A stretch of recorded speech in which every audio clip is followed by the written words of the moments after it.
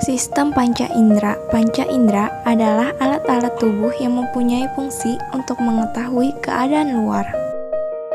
Sistem panca indera terbagi menjadi 5, yaitu indera penglihatan mata, indera pendengaran telinga, indera pembau hidung, indera perasa lidah, dan indera peraba kulit. Macam-macam panca indera dan fungsinya. 1. Mata, indera penglihatan. Mata adalah indera penglihatan yang memiliki fungsi untuk melihat lingkungan di sekitarnya dalam bentuk gambar dan dapat mengenali benda-benda yang ada di sekitarnya. Mata melihat dengan cara menerima sebuah rangsangan berupa cahaya. Mata sendiri tersusun dari alat tambahan mata, bola mata, otot bola mata, dan juga saraf. Berikut adalah gambar dari bagian mata. Alat tambahan mata berfungsi untuk melindungi mata dari berbagai gangguan yang ada di lingkungan sekitar. Alis mata berfungsi untuk melindungi mata dari tetesan keringat. Kelopak mata untuk melindungi mata dari benturan. Dan bulu mata berfungsi untuk melindungi mata dari debu, kotoran, dan sinar cahaya yang kuat. Bagian-bagian mata dan fungsinya. 1. Kornea mata. Fungsinya untuk menerima sebuah rangsangan berupa cahaya dan langsung meneruskannya ke bagian mata yang lebih dalam. 2. Lensa mata. Fungsinya untuk meneruskan sekaligus memfokuskan pada cahaya agar bayangan benda jatuh tepat ke lensa mata. 3. Iris. Fungsinya sebagai tempat untuk mengatur banyak sedikitnya sebuah cahaya yang masuk ke mata. 4. Pupil. Fungsinya sebagai saluran masuknya cahaya ke mata. 5. Retina. Fungsinya untuk membentuk sebuah bayangan benda yang langsung dikirim oleh saraf mata menuju otak. 6. Otot mata. Fungsinya untuk menggerakkan bola mata. 7. Saraf mata. Fungsinya untuk meneruskan rangsangan cahaya dari retina menuju otak. 2. Telinga indera pendengaran. Telinga yaitu organ indera yang memiliki fungsi untuk mendengar suara yang ada di lingkungan sekitar. Telinga adalah indera pendengaran yang memperoleh rangsangan berupa suara atau fonoreseptor. Tidak cuma itu, telinga juga memiliki fungsi lain, yaitu sebagai alat keseimbangan badan. Bagian-bagian telinga. 1. Telinga bagian luar, yaitu terdiri dari lubang telinga, liang pendengaran, dan daun telinga. 2. Telinga bagian tengah, yaitu terdiri atas gendang telinga.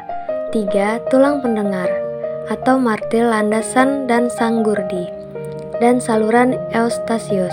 3. Telinga bagian dalam, yaitu terdiri atas alat keseimbangan tubuh. 3. Saluran setengah lingkaran, tingkap jorong, tingkap bundar, dan rumah siput atau koklea.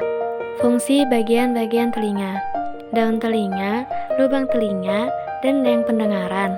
Fungsinya sebagai tempat buat menangkap sekaligus mengumpulkan suatu gelombang bunyi yang diterima.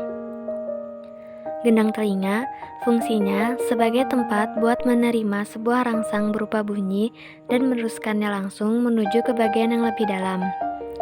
3. Tulang pendengaran, tulang martil, landasan, dan sanggurdi. Fungsinya sebagai tempat buat memperkuat sebuah getaran dan juga meneruskannya langsung menuju ke rumah siput atau koklea.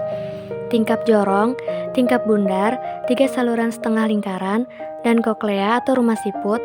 Fungsinya sebagai tempat buat mengubah impuls serta diteruskan menuju otak.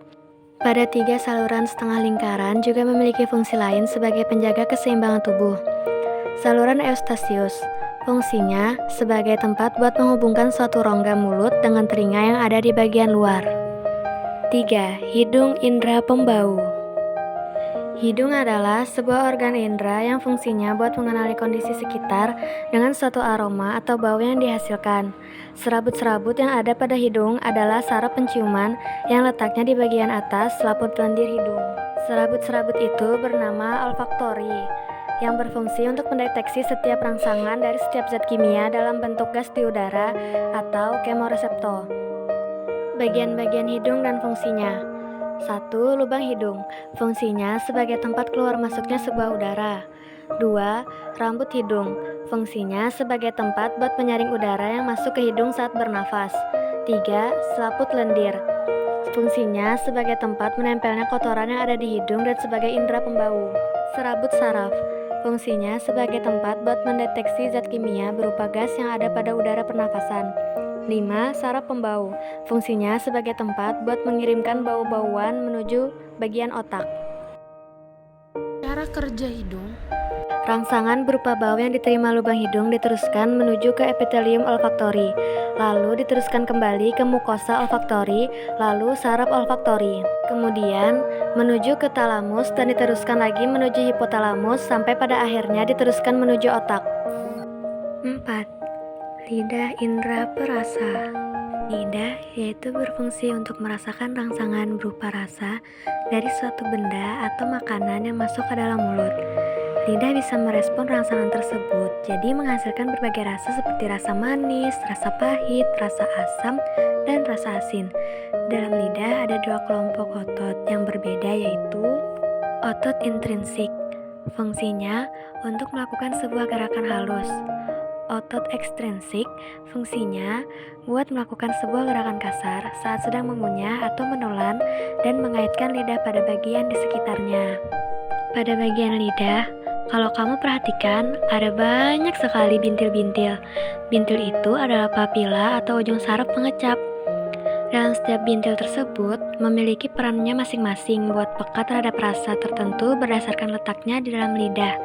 Di antaranya, pangkal lidah berfungsi untuk mengecap rasa pahit, tepi lidah sebagai pengecap rasa asin, ujung lidah untuk mengecap Rasa manis.